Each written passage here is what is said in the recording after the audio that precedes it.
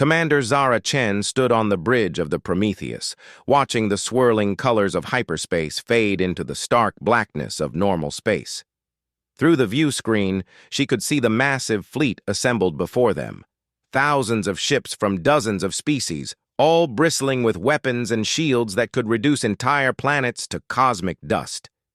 The communication array crackled to life, and Admiral Thexavar's voice filled the bridge. The Krillian admiral's tone carried the weight of absolute authority, backed by the combined military might of the Galactic Coalition. Human vessel.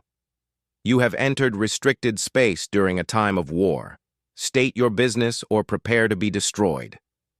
Zara exchanged glances with her crew. Lieutenant Rodriguez at the weapons console looked nervous, his fingers hovering over controls that seemed laughably inadequate compared to the firepower arrayed against them. Chief Engineer Nakamura shook her head in disbelief at their situation. Even Captain Morrison, the most experienced officer aboard, seemed unsettled by the massive alien fleet. "This is Commander Zara Chen of the Earth vessel Prometheus," she replied, her voice steady despite the circumstances. "We're here to negotiate the release of human colonists taken from the Kepler 442 system." A chorus of what could only be described as alien laughter filled the communication channel. Admiral Thexvar's voice returned, now tinged with amusement and condescension. "Negotiate? You send one ship, one tiny primitive vessel, against the might of 47 worlds. Your species' arrogance knows no bounds, human. We have 17,000 captured humans from your failed colony. They will serve as laborers in our mining operations until their natural deaths. This is the price your kind pays for settling in our territory." Zara felt her jaw clench. The Kepler 442 colony had been humanity's first major expansion beyond their local stellar neighborhood. 300,000 people had volunteered to make the journey, seeking new lives among the stars. The colony had thrived for nearly a decade before the Krillian Empire and their allies had swept through the sector, claiming it as their own through right of conquest. "Those colonists were living peacefully," Zara said. "They had no military installations, no weapons capable of threatening your empire. They were families, children, scientists, farmers. They posed no threat to anyone." "Irrelevant," Admiral Thexvar replied. "Your species has proven itself aggressive and expansionist. The destruction of the Zephyrian raiders 3 years ago demonstrated your capacity for violence. We will not allow such a dangerous species to spread unchecked through our galaxy." The mention of the Zephyrian incident made Zara's blood run cold. The galaxy still whispered about what humanity had done to those pirates. The Zephyrians had been slave traders and raiders for centuries, terrorizing peaceful worlds and capturing innocents to sell in their underground markets. When they had attacked Earth's trade routes and captured several human merchant vessels, Earth's response had been swift and absolute. Not one Zephyrian ship, station, or world had survived humanity's retaliation. An entire species, over 2 billion individuals, had been wiped from existence in less than 72 hours. The galaxy had watched in horror as human fleets systematically destroyed everything the Zephyrians had ever built, leaving only empty space where their civilization had once thrived.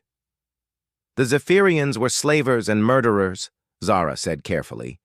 "They attacked our people first. We gave them multiple opportunities to return our citizens and cease their raids. They chose to escalate." "And you chose genocide," another voice cut in.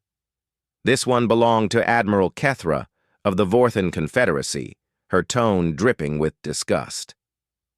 "Your species solved a piracy problem by committing the most thorough act of extermination in recorded galactic history. No civilized species would consider such a response proportional or acceptable." Zara looked around her bridge. Her crew knew the weight of that history as well as she did. Humanity had crossed a line that day, but they had also sent a message to the galaxy. We are not prey. "Admiral," Zara said, turning her attention back to the communication channel. "We're not here to debate the past. We're here to secure the freedom of our people. What will it take?"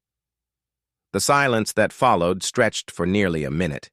When Admiral Thexvar finally spoke, his voice carried an undertone of something that might have been pity.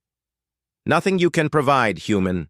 Your single ship represents the entirety of your diplomatic effort? Where is your grand fleet? Where are your mighty weapons that struck down the Zephyrians?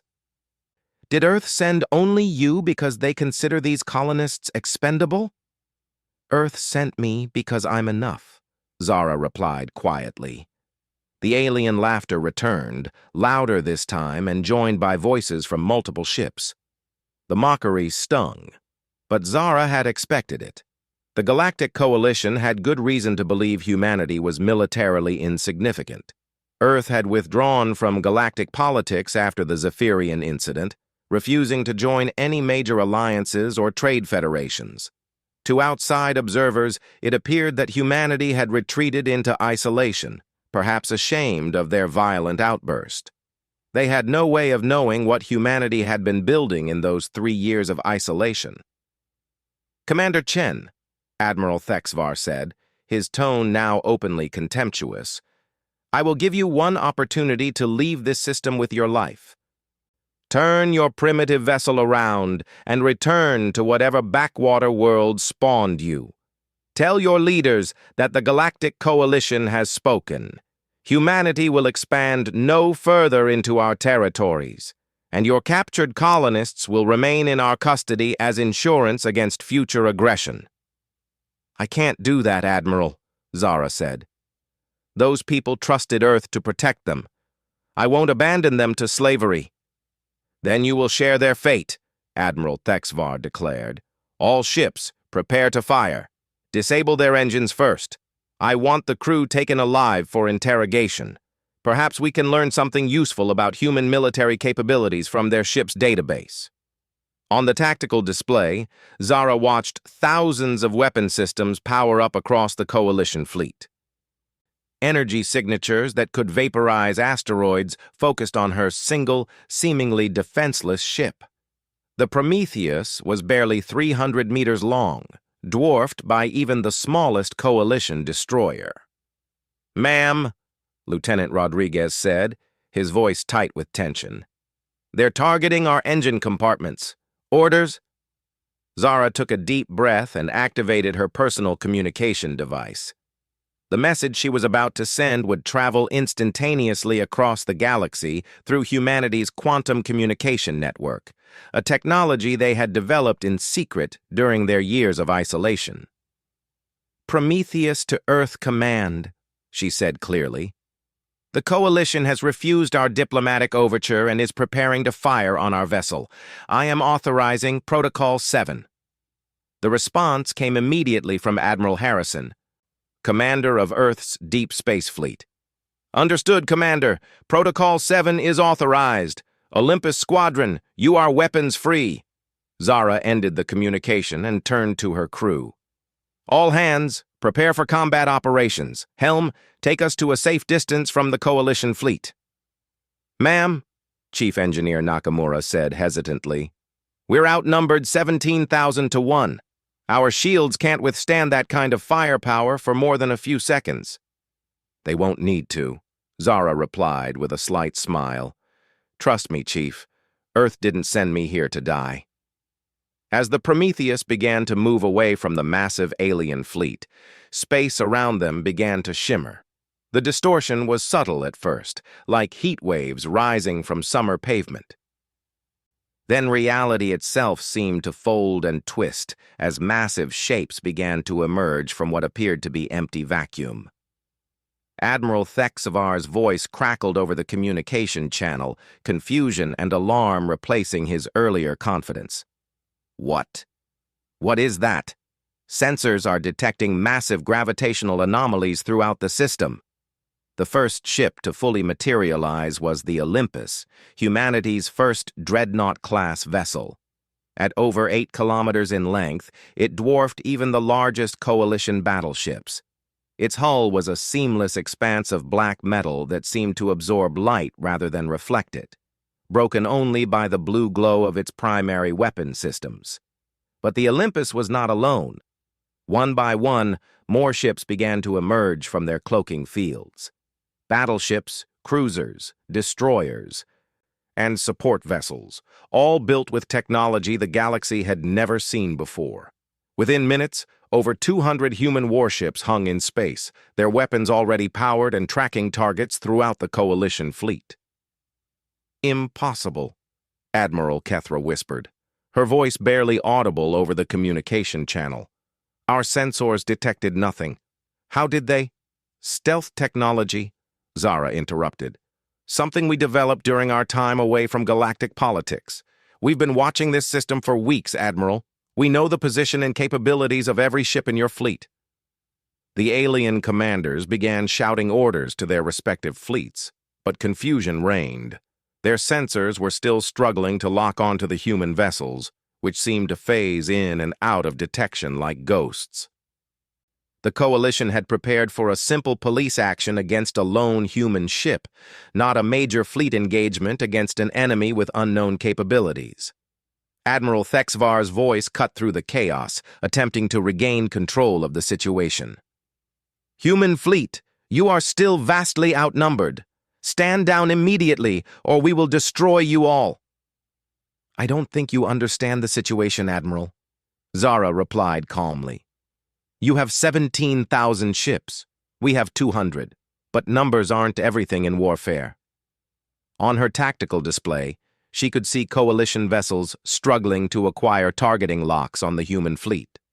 Their weapon systems, designed for conventional warfare against enemies using familiar technology, were proving woefully inadequate against humanity's new generation of warships. "All human vessels," Zara announced on the fleet communication channel. "Weapons free. Engage at will." What happened next would be remembered throughout the galaxy for generations to come. The human fleet didn't fire conventional energy weapons or missiles. Instead, space around the Coalition ships began to distort and warp. Gravity wells appeared and disappeared randomly, crushing some vessels like tin cans, while hurling others into their neighbors at relativistic speeds. The Olympus fired its main weapon, a focused gravitational beam that reached across space to strike a Coalition dreadnought. The massive alien warship simply ceased to exist, its atoms scattered across several light years in the space of a few seconds. There was no explosion, no debris field, just empty space where a ship carrying 50,000 crew members had been moments before. Admiral Thexvar's fleet tried to return fire, but their weapons seemed to pass through empty space even when their targets were clearly visible. The human ships were somehow existing in multiple quantum states simultaneously, making them nearly impossible to hit with conventional weapons. "Impossible!" Admiral Kethra screamed over the communication channel. "No species has this level of technological advancement. The Galactic Council surveyed human capabilities just 3 years ago." "3 years is a long time," Zara replied, as another Coalition battleship vanished under the assault of human gravity weapons. "Especially when you're motivated by the memory of your people being enslaved." The battle, if it could even be called that, lasted less than 20 minutes. The Coalition fleet, despite its massive numerical advantage, found itself completely outmatched by technology they couldn't understand or counter. Ships that had terrorized dozens of worlds for decades were destroyed as easily as insects. Some Coalition vessels attempted to flee, but the human ships moved with impossible speed and agility, intercepting escape routes before the aliens could even begin to accelerate. Others tried to surrender, but their communications were ignored as the systematic destruction continued. Admiral Thexvar's flagship, a massive fortress ship called the Dominion, held out the longest. Its shields and armor had been designed to withstand the combined firepower of an entire enemy fleet, and for several minutes, it seemed as though the alien commander might survive the engagement. Then the Olympus focused its full attention on the Coalition flagship. The gravitational beam that struck the Dominion didn't destroy it outright. Instead, it began to slowly compress the ship, folding it in on itself like origami made of metal and flesh. Admiral Thexvar's final transmission was a scream of terror and disbelief before his ship collapsed into a dense sphere of matter no larger than a basketball. When the last coalition vessel had been destroyed, an eerie silence fell over the star system. 17,000 ships and over 200 million crew members had been reduced to scattered atoms and compressed matter in less than an hour. The human fleet hung motionless in space, their black hulls reflecting nothing as they surveyed the destruction they had wrought. Zara opened a communication channel to the rest of the galaxy, knowing that observers from dozens of species would have witnessed the battle from neighboring systems. Her next words would determine how the galaxy would view humanity for generations to come. "This is Commander Zara Chen of the Earth Fleet," she announced. "The Galactic Coalition claimed to represent 47 worlds and over 200 billion sentient beings. They chose to enslave human colonists and refused all diplomatic solutions. They have paid the price for that decision."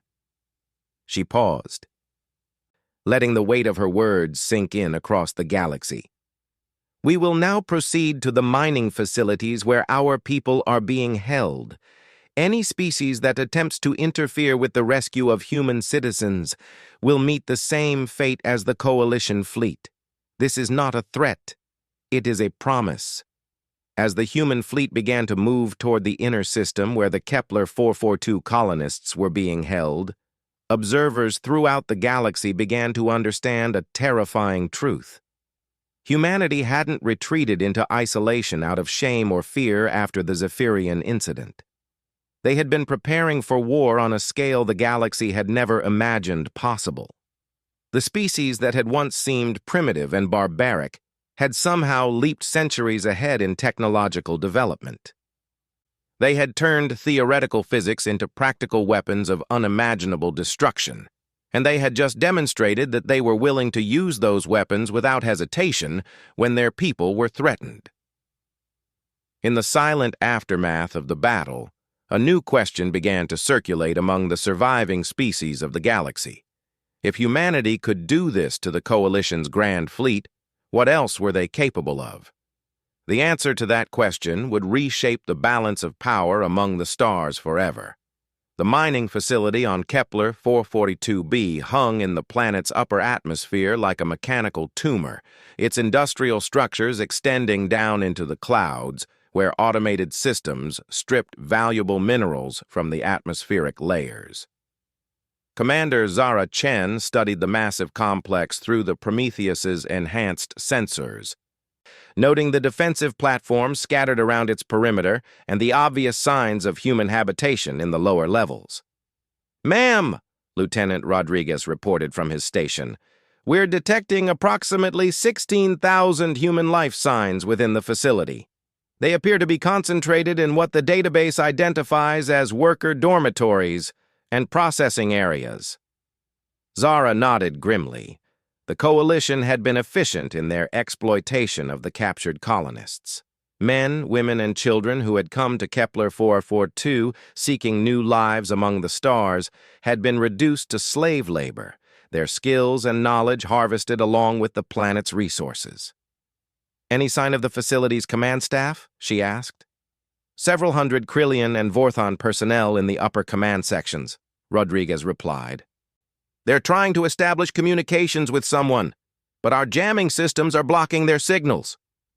Through the communication array, Zara could hear the frantic chatter of the alien supervisors as they realized what was happening in the outer system. The news of the Coalition fleet's destruction was spreading rapidly, carried by automated distress beacons and long-range sensors throughout the sector. "Attention, human fleet!" A new voice suddenly cut through the static. The speaker's galactic standard was heavily accented, marking them as Krillian. "This is Overseer Veltar of Mining Operation 77 Alpha. I demand to know what has happened to Admiral Thexvar's fleet." Zara exchanged glances with her crew before responding. "Overseer Veltar, this is Commander Chen. Admiral Thexvar and his fleet no longer exist. They chose to threaten human citizens rather than engage in peaceful negotiation. I'm here to collect our people." The silence that followed stretched for nearly 30 seconds. When Overseer Veltar finally spoke again, his voice carried a tremor that hadn't been there before. "That's impossible. The Coalition Grand Fleet was the most powerful military force in this sector. Your species sent only a single ship to face them. Our sensors detected no other human vessels in the system." "Your sensors are inadequate," Zara replied bluntly. "Now I'm going to make this very simple for you, Overseer. Release all human personnel immediately and evacuate your facility. You have exactly 1 hour to comply." "You're insane!" Veltar snarled, his fear transforming into desperate anger. "Even if you somehow destroyed the Grand Fleet, which is impossible, this facility is defended by automated weapon systems and energy barriers that could stop a dreadnought assault. You cannot—" Veltar's transmission cut off abruptly as the Olympus fired a single gravitational pulse at one of the mining facility's outer defensive platforms. The massive structure, easily the size of a city block and bristling with particle cannons and missile launchers, simply folded in on itself and vanished into a microscopic point of ultra-dense matter. 59 minutes and 30 seconds remaining," Zara announced calmly. The chaos that erupted within the mining facility was immediately apparent on the human fleet's sensors. Krillian and Vorthon personnel were running throughout the complex, abandoning their posts and racing toward evacuation shuttles. The facility's automated systems began powering up weapons and shields in response to the perceived threat. But without proper coordination from their panicked operators, the defenses were uncoordinated and ineffective. "Commander," Chief Engineer Nakamura called out from her station, "I'm detecting some kind of transmission from the facility's lower levels. It's not using standard communication protocols. Looks like they're trying to reach us through the facility's internal maintenance network." "Put it through," Zara ordered. The voice that came over the speakers was weak and filled with pain, but unmistakably human. This is Dr. Sarah Martinez, former head of agricultural development for New Geneva Colony. If anyone from Earth is receiving this transmission, please respond. We've been waiting for so long." Zara felt her throat tighten. New Geneva had been the capital city of the Kepler 442 colony, home to nearly 50,000 people before the Coalition's arrival. "Dr. Martinez, this is Commander Zara Chen of the Earth Fleet. We're here to take you home." The sob of relief that came through the speakers was audible throughout the Prometheus's bridge. "Oh God, thank you. We thought Earth had abandoned us. The Coalition told us that humanity had accepted the loss of the colony as an acceptable cost of doing business with the Galactic Council." "They lied," Zara said firmly. "Earth never forgot about any of you. Can you tell me the condition of the other colonists?" "Most of us are alive, but barely," Dr. Martinez replied. "The Coalition has been working us in 3 shifts around the clock. The children, they've been separated from their parents and placed in education facilities where they're being taught to serve the Empire. Many of the elderly and sick have died from the working conditions." Zara closed her eyes for a moment, feeling the familiar cold rage that had driven humanity to destroy the Zephyrians beginning to build in her chest. When she opened them again, her expression was carved from stone. "Dr. Martinez, we're going to get you out of there. All of you. Can you organize the colonists for evacuation?" "We've been organizing for 3 years," Dr. Martinez replied with grim satisfaction. "We knew someone would come eventually. We're ready." As the deadline approached, it became clear that the Coalition personnel had no intention of evacuating peacefully. Instead, they were trying to use the human colonists as shields, moving them to positions throughout the facility where any rescue attempt would risk massive civilian casualties. 30 minutes remaining, Zara announced over the communication channel. "Overseer Veltar, I strongly advise you to reconsider your current course of action. You cannot destroy this facility without killing your own people. Veltar replied, his voice now openly desperate. I have placed human workers at every critical system junction. Any attack on this station will result in their deaths. You're assuming we need to destroy the facility to complete our mission, Zara said quietly. That's a mistake. She opened a channel to the human fleet. All vessels, prepare for precision teleportation. We're going to extract every human civilian from that facility simultaneously.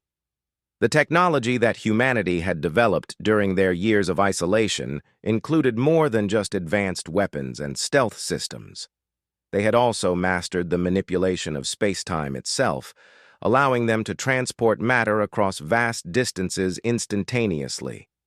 The process required enormous amounts of energy and precise calculations, but the human fleet was equipped with quantum computers capable of tracking and targeting individual life signs across multiple dimensions.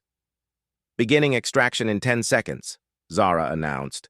All human personnel on the mining facility, prepare for immediate transport to safety. Throughout the massive complex, shimmering fields of energy began to appear around every human colonist. The Coalition guards watched in stunned amazement as their prisoners simply faded away like ghosts, leaving behind empty workstations and abandoned tools.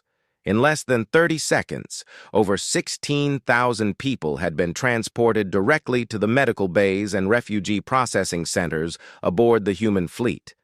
Families were reunited for the first time in 3 years as Earth's most advanced ships provided food, medical care, and psychological support to the rescued colonists.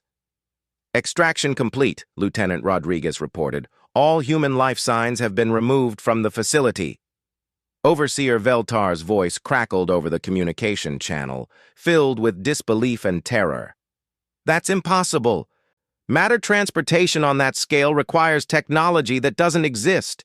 No species in the galaxy has mastered. No species except humanity, Zara interrupted. Now, Overseer, you and your remaining personnel have exactly 60 seconds to evacuate before we destroy your facility. Wait, Veltar screamed. You can't do this. The Galactic Council will never allow such aggression. The other major powers will unite against you. Zara's response was cold as the void between stars. The Galactic Council stood by while you enslaved our people. The other major powers watched and did nothing. You made your choice, Overseer. Now live with the consequences. As the countdown reached 0, the human fleet opened fire on the mining facility. But rather than the spectacular explosions that typically marked such attacks, the Coalition structure simply began to phase out of existence. Molecular disintegration beams reduced the entire complex to its component atoms, which were then scattered across the star system by controlled gravitational fields. Within minutes, the massive industrial installation that had dominated Kepler 442b's upper atmosphere was gone, leaving only empty space and a few escape pods carrying the surviving Coalition personnel. All Coalition vessels and personnel are to leave this system immediately, Zara announced on all frequencies. Kepler 442 is once again under human protection. Any attempt to return will be met with the same response you have just witnessed. As the human fleet began the process of establishing orbital defense platforms around Kepler 442b, news of the day's events spread throughout the galaxy like wildfire. The complete destruction of the Coalition Grand Fleet and the effortless rescue of the human colonists sent shock waves through every major government and military organization among the stars. In the halls of the Galactic Council on Nexus Prime, emergency sessions were called as representatives from dozens of species tried to comprehend what they had witnessed. The humans, who had been dismissed as a minor irritant just hours before, had demonstrated technological capabilities that surpassed anything in the galactic database. "How is this possible?" demanded Councillor Jex Ran of the Hegemony, his 4 arms gesturing wildly as he addressed the emergency assembly. 3 years ago, human technology was centuries behind our own. They had barely achieved faster-than-light travel. Clearly, we underestimated them, replied Counselor Mordeth of the Trade Federation, her voice carefully controlled despite the fear in her compound eyes. The question now is what they intend to do with these new capabilities. The answer to that question came in the form of a transmission from Earth, broadcast simultaneously to every inhabited world in the galaxy. The speaker was Admiral Harrison, a gray-haired human with steel in his eyes and the bearing of someone who had seen too much war. "People of the galaxy," Admiral Harrison began, his words translated into hundreds of languages by the Galactic Communication Network. "I am Admiral Marcus Harrison, Supreme Commander of the Earth Defense Force. Recent events have demonstrated that humanity is no longer the weak and helpless species you once knew." The transmission showed images of the human fleet, their black hulls gleaming with deadly purpose as they moved through space with impossible grace and speed. Technical readouts displayed weapon capabilities that defied known physics and defensive systems that seemed to exist in multiple dimensions simultaneously. For 3 years, humanity has withdrawn from galactic politics to focus on a single goal: ensuring that what happened to our colonists at Kepler 442 never happens again. We have achieved that goal. Today, we rescued our people and eliminated those who threatened them. But this is only the beginning. Admiral Harrison's expression hardened as he continued. The galaxy has shown us that peaceful coexistence is impossible while stronger species prey upon the weak. The Zephyrians enslaved and murdered innocents for profit. The Coalition conquered peaceful worlds and forced entire populations into servitude. The Galactic Council stood by and watched, offering empty words while real beings suffered and died. Images flashed across the transmission showing Coalition slave camps, Zephyrian raiding parties, and other examples of the strong dominating the weak throughout the galaxy. The message was clear. Humanity had been watching, learning, and preparing for this moment. Therefore, Admiral Harrison announced, humanity is assuming the role of protector for all species that cannot protect themselves. Any government that engages in slavery, conquest, or genocide will face the full might of the Earth Defense Force. Any species that threatens peaceful worlds will be eliminated as thoroughly as the Zephyrians were eliminated. The transmission paused as the weight of those words sank in across the galaxy. Humanity wasn't just announcing their return to galactic politics. They were declaring themselves the galaxy's new police force, backed by technology that no other species could match. "We do not seek to rule you," Admiral Harrison continued. "We seek only to ensure that all sentient beings can live free from fear of enslavement or extinction.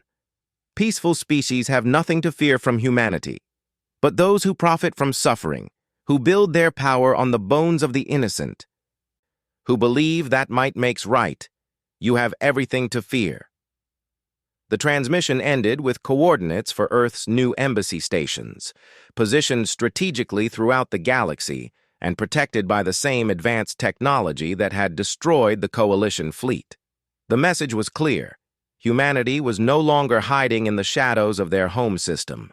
They had emerged as a major galactic power, and they intended to reshape the cosmic order according to their own moral code. In the aftermath of Admiral Harrison's declaration, panic spread through the governments of the galaxy's more aggressive species. Military fleets that had terrorized entire sectors for centuries suddenly found themselves facing an enemy they couldn't understand or defeat.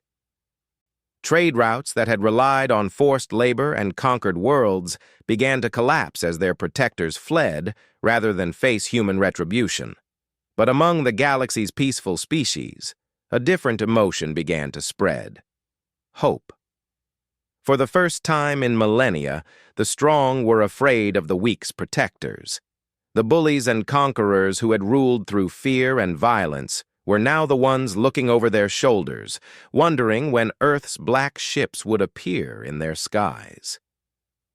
The galaxy had wondered why humanity sent only one ship to face the Coalition's grand fleet. Now they understood that it hadn't been arrogance or desperation. It had been confidence. Humanity had sent one ship because one ship was all they needed to deliver their message. The age of human dominance had begun, and nothing would ever be the same. 6 months had passed since the Battle of Kepler 442, and the galaxy was transforming in ways that would have been unimaginable just a year before. Commander Zara Chen stood on the observation deck of Harmony Station, humanity's newest diplomatic outpost, watching cargo vessels from dozens of species arrive and depart in perfect order. Where once there had been chaos and conflict, now there was peace enforced by the silent threat of Earth's black ships. The transformation hadn't been easy. In the weeks following Admiral Harrison's declaration, several major powers had attempted to form alliances against humanity's growing influence. The hegemony, the Trade Federation, and the warrior clans of Sectar had pooled their resources to assemble a fleet of over 50,000 warships, confident that sheer numbers would overwhelm humanity's technological advantages. They had been wrong. The Battle of the Nexus Cluster had lasted less than 4 hours. 53,000 alien warships had been reduced to scattered atoms by a human fleet of just 30 vessels. The survivors, those few ships that managed to escape before the human gravity weapons found them, carried stories of impossible technology and devastating firepower back to their home worlds.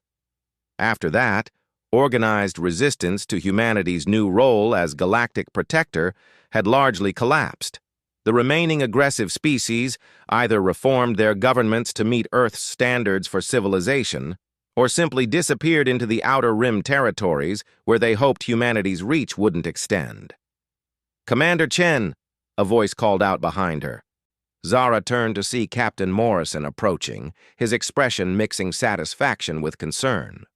"We've received word from the Astral Council. They're ready to present their petition for Earth protection." The Astral Council represented 47 peaceful species that had spent centuries living in fear of their more aggressive neighbors. The destruction of the Zephyrians and the Coalition had freed them from immediate threats, but they remained vulnerable to any new predator that might emerge. Membership in Earth's protection network guaranteed their safety, but it also came with obligations. "What are they offering in return?" Zara asked, as they walked toward the station's main conference chamber. "Full access to their historical archives, their scientific databases, and their trade networks," Morrison replied. "Plus, they're volunteering to serve as intermediaries with other peaceful species who might be hesitant to approach us directly." It was a pattern that had repeated throughout the galaxy. Species that had never been able to defend themselves were eagerly seeking humanity's protection, while those that had built their power through conquest and domination were either reforming or fleeing. The balance of power that had existed for millennia was crumbling, replaced by something entirely new.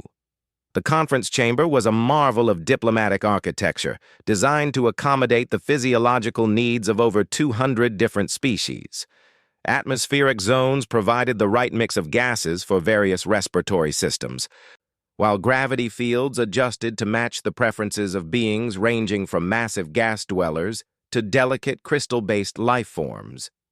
Ambassador Tavera of the Astral Council was waiting for them, her graceful form shifting through spectrums of blue and silver as her emotional state fluctuated. The Lumarians were empathic beings, their crystalline bodies naturally reflecting their inner feelings through complex light patterns. "Commander Chen," Ambassador Tavera said, her voice carrying the musical tones characteristic of her species, "on behalf of the Astral Council, I thank you for agreeing to meet with us. Your actions have brought peace to regions of space that have known only war for generations." Zara took her seat at the negotiating table, studying the detailed proposals that appeared on her datapad. The terms were generous, perhaps too generous. The Astral Council was offering humanity access to technologies and knowledge that could advance Earth's civilization by centuries, all in exchange for protection from external threats. "Ambassador," Zara said carefully, These terms seem heavily weighted in our favor. What aren't you telling me? The Lumarian's light patterns shifted to deep purple, indicating emotional distress. Commander, there is something you need to understand about the current state of the galaxy. Humanity's actions have had consequences beyond what you may have intended. Captain Morrison leaned forward, his expression sharpening. What kind of consequences? Ambassador Tavera's form brightened as she called up a holographic display showing the galaxy's current political situation. Large swaths of space were highlighted in different colors, representing various factions and alliances that had formed in response to humanity's emergence as a galactic power. The Outer Rim Consortium, she began, indicating a cluster of red-marked systems at the galaxy's edge, represents the remnants of the more aggressive species. They've formed a loose confederation based on their shared opposition to Earth's influence.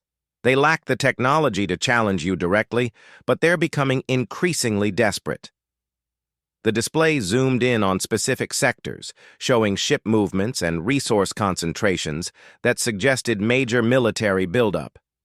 Intelligence reports indicate they're developing new weapon systems, possibly based on salvaged technology from your previous battles.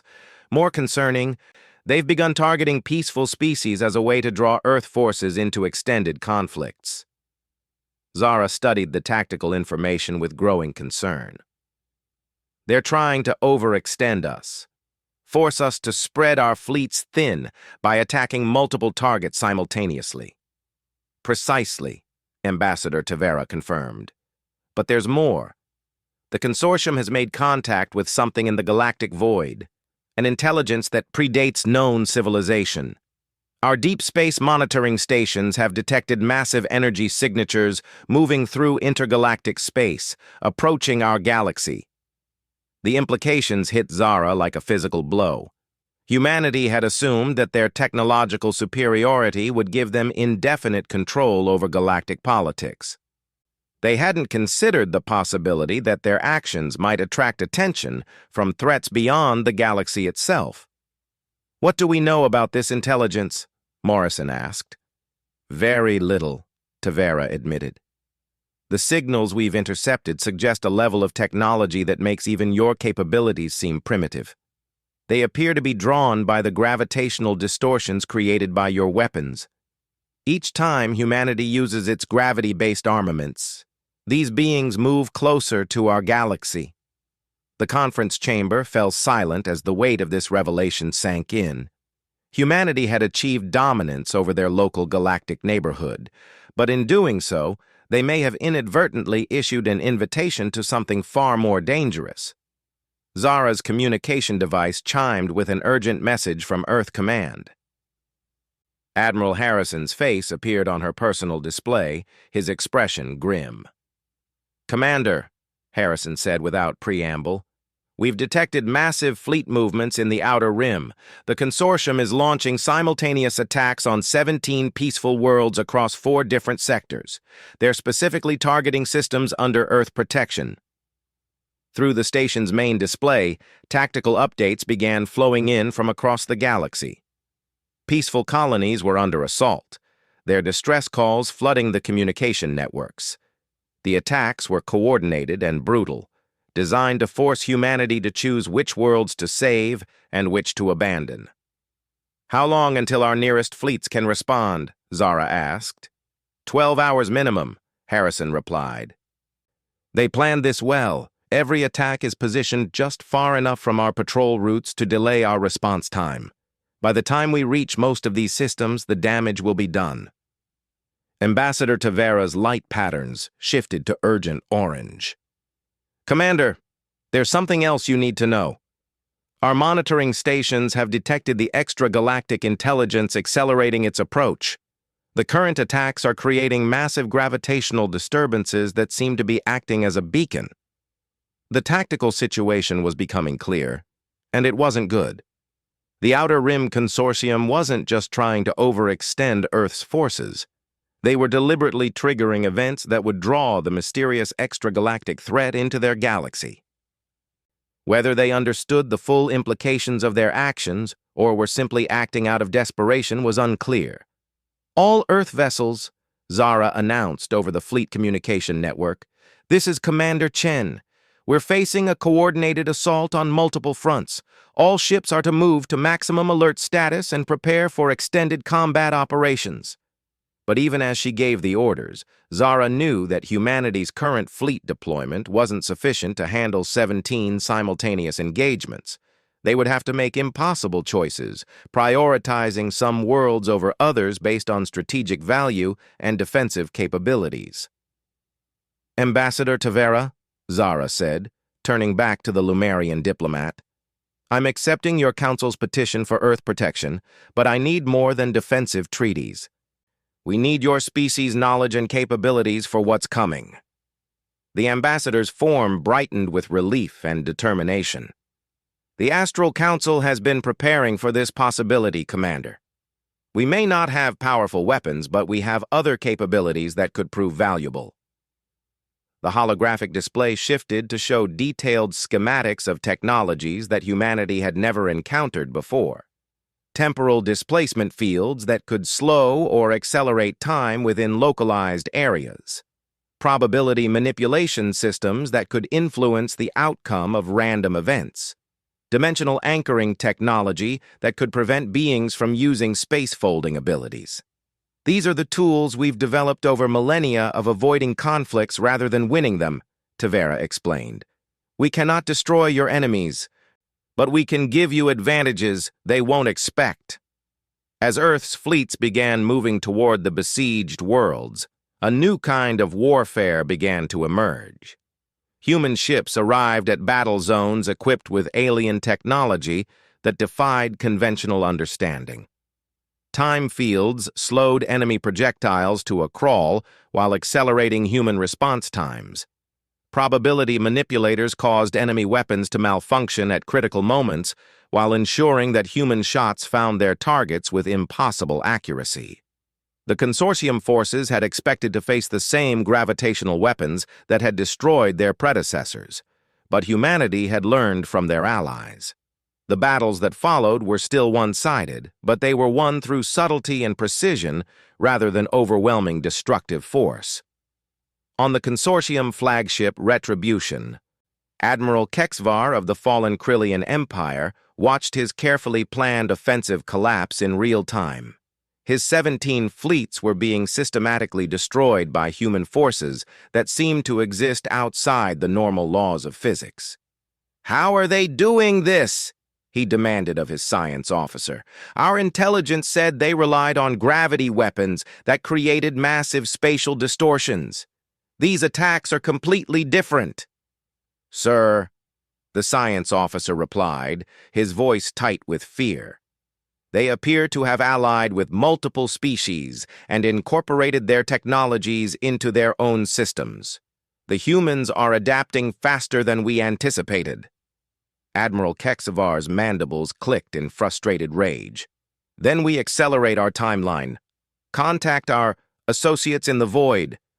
Tell them we're ready to implement the final protocol." The transmission that went out from the Retribution was unlike anything previously seen in galactic communications. It wasn't directed at any location within their galaxy, but rather into the empty space between galaxies, using quantum entanglement principles to reach across impossible distances instantaneously. The response came within minutes, and it chilled the blood of every being who heard it. The voice that spoke was ancient beyond measure, its words carrying harmonics that seemed to vibrate through dimensions humanity had never discovered. "Children of this galaxy," the voice said, each word precisely pronounced, despite the alien nature of the speaker. "We have heard your call. The disruptions you have created in space-time have drawn our attention to your conflict. We offer assistance." On monitoring stations throughout the galaxy, sensors began detecting massive objects emerging from the void between galaxies. Ships, if they could be called ships, that dwarfed even humanity's largest vessels. Each one was the size of a small moon, their hulls composed of materials that didn't appear in any known periodic table. My God, Admiral Harrison whispered as the readings reached Earth Command. How many of them are there? The answer came from deep space observatories as they completed their scans of the intergalactic visitors. 47 massive vessels were approaching the galaxy at speeds that should have been impossible, their arrival time measured in days rather than years. Ambassador Tavera's warning had been accurate. Humanity's gravitational weapons had indeed attracted attention from beyond their galaxy. But the true horror was that the Outer Rim Consortium had somehow made contact with these beings and negotiated an alliance. All Earth fleets, Admiral Harrison announced, his voice carrying to every human vessel in space, abort current operations and return to defensive positions immediately. We have a new priority threat. As human ships began withdrawing from their engagements with consortium forces, the full scope of the crisis became clear. Humanity had spent months establishing themselves as the dominant power in their galaxy, but they were about to face an enemy that made their previous opponents look like children playing with toys. The beings approaching from the intergalactic void possessed technology that operated on principles humanity couldn't comprehend. Their ships moved through space without any detectable propulsion system. Their communications reached across impossible distances without any transmission delay. Most disturbing of all, their very presence seemed to warp reality around them, causing space itself to behave in ways that violated known physics. Commander Chen, Ambassador Tavera said as emergency councils convened across the galaxy, there's something else you need to know about these beings. According to our oldest records, they've done this before. They've entered galaxies, offered their assistance to local factions, and then... Then what? Zara asked, though she dreaded the answer. The Lumerians' light patterns shifted to the deep black that indicated existential terror. Then they consume everything, every world, every species, every trace of civilization. They leave nothing behind except empty space and a few scattered atoms. The galaxy that had been transforming under human influence suddenly faced a threat that made all previous conflicts seem trivial. Humanity had emerged from isolation to become protectors of the weak and enforcers of peace. But now they would have to become something else entirely, the last hope for every living being in their galaxy. The real war was about to begin, and this time, humanity's technological superiority might not be enough to save them. The beings from the void had been traveling between galaxies for eons, consuming entire civilizations and growing stronger with each conquest. They had witnessed the rise and fall of countless species, and they had never been defeated. But they had never faced humanity before. And as Earth's fleets began preparing for the ultimate battle, one question echoed through the minds of every human commander. Would their determination to protect the innocent be enough to overcome an enemy that had devoured galaxies? The answer would determine not just the fate of humanity, but the survival of every sentient being in their corner of the universe. The galaxy had wondered why humanity sent only one ship to face the coalition fleet. Soon, they would discover why humanity needed to become the shield that protected all life from the darkness between the stars. In the depths of space, ancient predators moved toward their next meal, confident in their inevitable victory. But for the first time in their eternal existence, they were about to encounter prey that would fight back with everything they had. The final battle for the galaxy was approaching, and nothing would ever be the same again.